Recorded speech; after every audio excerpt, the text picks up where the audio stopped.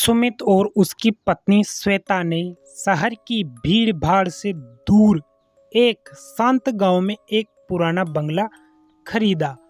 यह बंगला कई सालों से वीरान पड़ा था और गांव वाले इसे भूतिया मानते थे। लेकिन सुमित और श्वेता ने इन बातों को अंधविश्वास मानकर अनसुना कर दिया।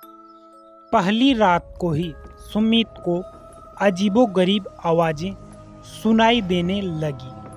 कभी किसी के रोने की आवाज, कभी किसी के चलने की आवाज।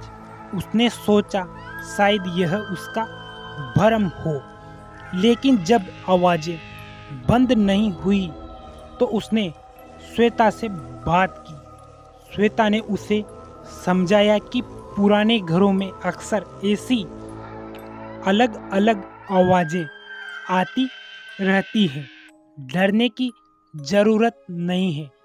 लेकिन सुमित का मन नहीं माना और उसने खुद ही पता लगाने का निश्चय किया। रात के समय सुमित अपने कमरे से बाहर निकला और बंगले के हर कोने में एक अजीब सी ठंडक थी। उसने एक टॉर्च लेकर तहखाने की ओर कदम बढ़ाए, जहां से सबसे ज्यादा आवाजें आती थी। तहखाने में घुसते ही उसने देखा कि एक पुराना चित्र लटका हुआ था। उस चित्र में एक औरत और उसका बच्चा था। अचानक चित्र में औरत की आंखें चमकने लगी और सुमित के सामने एक छाया प्रकट हुई। सुमित डर के मारे कांप रहा था।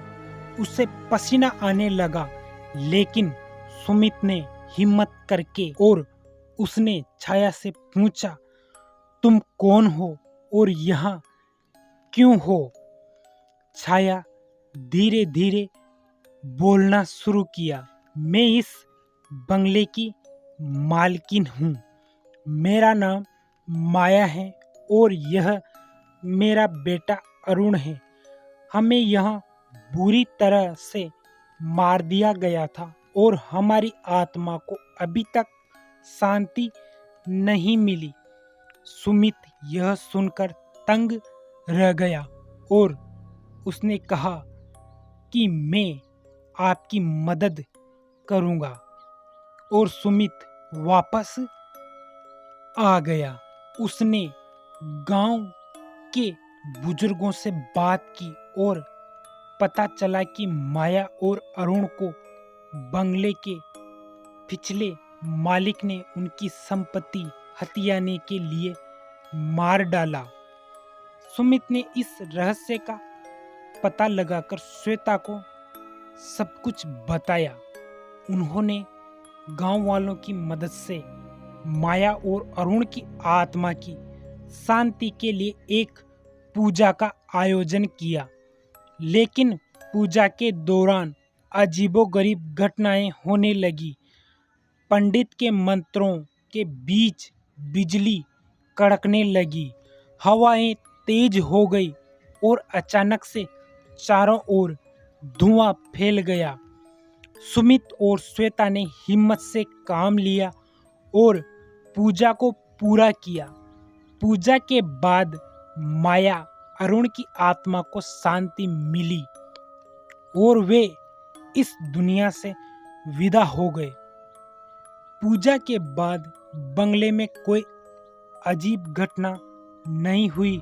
सुमित और श्वेता ने उस बंगले को नए सिरे से सजाया, वहां सुख शांति से रहने लगे। कुछ महीने बाद सुमित और श्वेता ने महसूस किया कि बंगले की ऊर्जा अब पूरी तरह से बदल चुकी है। उन्होंने गांव वालों के साथ मिलकर एक सामुदायिक केंद्र का आयोजन किया, जहां सभी लोग इकट्ठे होकर अपनी कहानियां और अनुभव साझा कर सकते थे। इस प्रक्रिया ने गांव को एकजुट किया और अब कोई भी उस बंगले को भूतिया नहीं मानता था। समय के साथ सुमित और श्वेता ने बंगले में एक खुशहाल जीवन बिताना शुरू कर दिया। उन्होंने गांव के एक छोटे से स्कूल की स्थापना की ताकि गांव के बच्चों को अच्छी शिक्षा मिल सके। सुमित और श्वेता का जीवन अब पूरी तरह से बदल चुका था।